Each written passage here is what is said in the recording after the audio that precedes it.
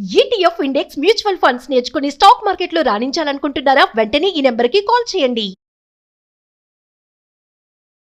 నమస్తే, సుమన్ టీవీకి స్వాగతం. ప్రస్తుతం మనతో ఉన్నారండి ప్రముఖ ఆధ్యాత్మికవేత్త సుభాష్ శర్మ గురు గారు ఉన్నారు. ఆగస్టు 12వ తేదీ సూర్యగ్రహణము మరియు అమావాస్య వచ్చింది. మరి ఆ రోజు ఆ పట్టు విడుపు సమయం ఏంటి, ఎలాంటి పరిహారాలు చేసుకోవాలి, గ్రహణం తర్వాత ఇంటిని ఎలా శుద్ధి చేసుకోవాలి, వీటన్నిటి గురించి గురుగారిని అడిగి తెలుసుకుందాం. నమస్తే గురుగారు. శ్రీమాత్రేనమండి. ఆగస్టు 12 సూర్యగ్రహణం ప్లస్ అమావాస్య, ఈ రెండు వచ్చింది అంటే కొంచెం అందరికీ కొంచెం టెన్షన్ ఇస్తుంది. అంటే ఎలాంటి పరిహారాలు చేసుకోవాలి, ఎలా జాగ్రత్తగా ఉండాలి, ఇంటిని ఎలా శుద్ధి చేసుకోవాలి, ఇవన్నీ చేసుకుంటూ అసలు ఆ పట్టు విడుపు సమయాలు ఏంటి గురుగారు? తప్పకుండా తెలియజేస్తారని ముందుగా వీక్షిస్తున్న ప్రేక్షకులందరికీ శ్రీమాత్రే నమః, శ్రీ గురుభ్యో నమః. యా దేవి సర్వభూతేషు మాతృరూపేణ సంస్థిత నమస్తస్సై నమస్తస్సై నమస్తస్సై నమో నమః. మనకు ఈ యొక్క 12వ తారీఖు రోజు వచ్చే అమావాస్యకు సూర్యగ్రహణంగా నిర్దేశించబడింది. అయితే ఈ సూర్యగ్రహణం అనేటటువంటిది నిజానికి మన భారతదేశం నందు కనిపించదు కాబట్టి దీని నియమాలు కూడా భారతీయులు పాటించవలసినటువంటి అవసరం ఏమాత్రం లేదు. ఇది గ్రీన్లాండ్, ఐస్లాండ్, రష్యా, ఉత్తర అమెరికా ఈ ప్రాంతాల్లో మాత్రమే ఇది కనిపిస్తూ ఉంది.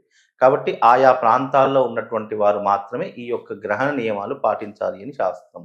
అందులోనూ ఏమిటి అంటే గనక సూర్యగ్రహణము మన భారతదేశంలో రాత్రి 9 గంటల 4 నిమిషాలకు ప్రారంభమయ్యి ఉదయకాలము 4 గంటల 25 నిమిషాలకు ముగిసిపోతుంది. అంటే రాత్రి సమయంలో సూర్యుడి యొక్క తాకిడి మనకు ఉండదు. సూర్యుడి యొక్క తేజస్సు మన భారతదేశం మీద కనిపించదు. కాబట్టి కనిపించినటువంటి దాని గురించి మనం భయపడాల్సింది కానీ ఆందోళన పడాల్సింది కానీ ఏమాత్రము లేదు. కాబట్టి మనకు సూర్యగ్రహణం మన భారతదేశంలో లేదు. రెండవది ఏమిటి అని అంటే గనక నిజానికి గ్రహణ సమయంలో ముఖ్యంగా భారతీయులు పాటించేటటువంటి నియమాల్లో ప్రధానమైనటువంటి నియమాలు ఏమిటి అంటే గర్భిణీ స్త్రీలు నియమాలు పాటిస్తారు. అలాగే భోజనాది నియమాలు పాటిస్తూ ఉంటాము. పట్టు స్నానపు నియమాలు పాటిస్తూ ఉంటాము. అలాగే బయటకు వెళ్ళేటటువంటి సమయాన్ని పాటిస్తూ ఉంటాం. ప్రధానంగా ఈ 4ని పాటిస్తూ ఉంటాం.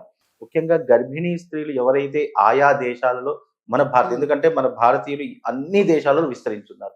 కాబట్టి సనాతన సాంప్రదాయం పాటించేవారు, హిందుత్వం పాటించేవారు ఎవరైనా ఆయా దేశాల్లో ఉంటే ఆ సమయంలో ఉదయం 9 గంటల 4 నిమిషాల నుండి సాయంత్రము అంటే ఆయా దేశాల్లో సాయంకాలం 4 గంటల 26 నిమిషాల వరకు ఎక్కడికి కదలకుండా ఎటు తిరగకుండా ఒకే ప్రదేశంలో కూర్చోవడం చాలా ఉత్తమం. ముఖ్యంగా ఆ సమయంలో భారతీయులు ఎవరైనా ఆ గ్రహణ నియమాలు పాటించాలి. సూర్యుడు ఎక్కడైనా సూర్యుడే కాబట్టి ఆ గ్రహణ నియమాలు పాటించాలి అని అంటే గనక ఆ సమయంలో ముఖ్యంగా జపాది, తపాది, హోమాది క్రతువులు ఆచరణ చేసుకుంటే విశేషమైనటువంటి పుణ్య ఫలితం కలుగుతుంది అని శాస్త్రవచనం. కనుక ఈ సమయంలో గ్రహణం అనేటటువంటిది మన భారతదేశంలో లేదు. ముఖ్యంగా భారతీయులు అమావాస్య రోజున ఏం చేసుకోవాలంటే పిండ ప్రదానాలు చేసుకోవాలి. అంటే పితృతర్పణాలు, పిండ ప్రదానాలు ఇలాంటివి చేసుకుంటే ఎంతో కొంతవరకు మనం శుభం లాభం కలుగుతుంది అనేటువంటి శాస్త్రవచనం. గ్రహణం తర్వాత ఇంటిని ఎలా శుద్ధి చేసుకోవాలి? ముఖ్యంగా మనకు అమావాస్య గ్రహణము తర్వాత తెల్లవారితే మనకు శ్రావణ మాసం ప్రారంభమవుతుంది. కాబట్టి శ్రావణ మాసం ఎవరైనా ఇల్లు శుభ్రపరచుకోవడం అనేటటువంటిది ఆనవాయితీగా వస్తుంది.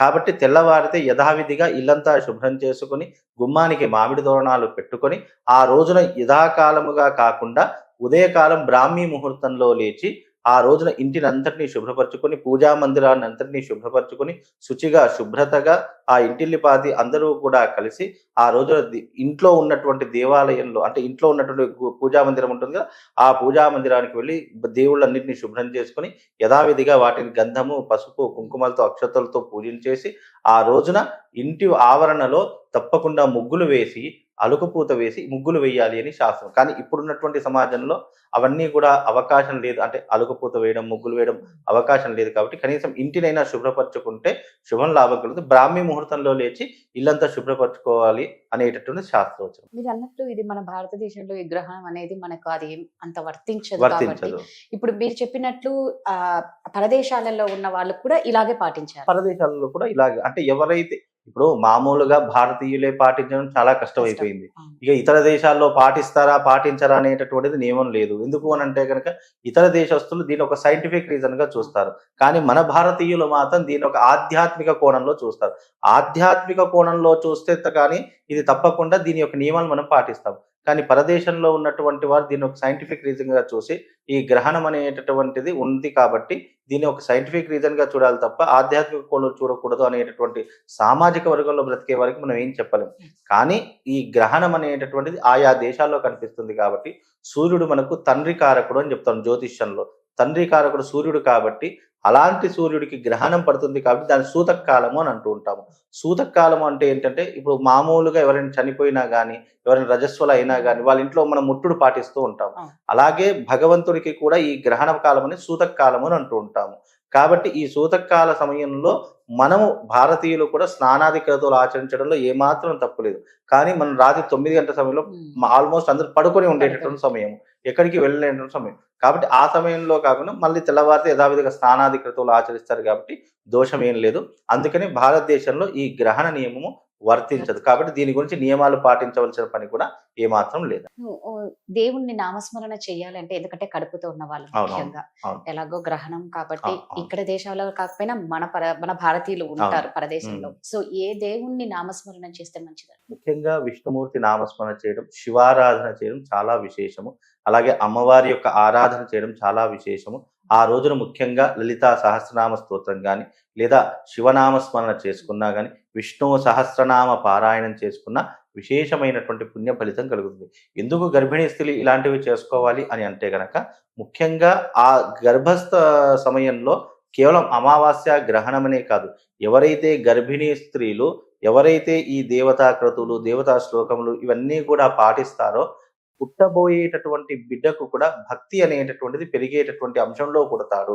అందుకే భక్త ప్రహ్లాదుడు విష్ణుమూర్తి యొక్క అంశంలో పుట్టాడు. ఎందుకు అని అంటే విష్ణుమూర్తి యొక్క నామస్మరణ వింటూ వింటూ వింటూ ఆ యొక్క తన తల్లి అయినటువంటి ఆమె ఆ విష్ణు నామాలను వినుకుంటూ ఆ యొక్క గర్భస్థ శిశువు కూడా వింది కాబట్టి భక్త ప్రహ్లాదు విష్ణుమూర్తికి అంత గొప్ప భక్తుడు అయ్యాడు.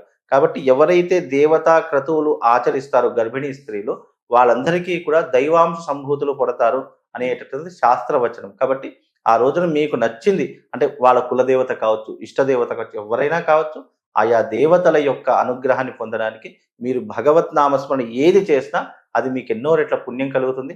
అలాగే గర్భస్థ శిశువు కూడా ఎలాంటి అపాయం లేకుండా సంతోషంగా ప్రసవం జరుగుతుంది అనేటువంటి శాస్త్రవచనం. ధన్యవాదాలు. శ్రీమాన్.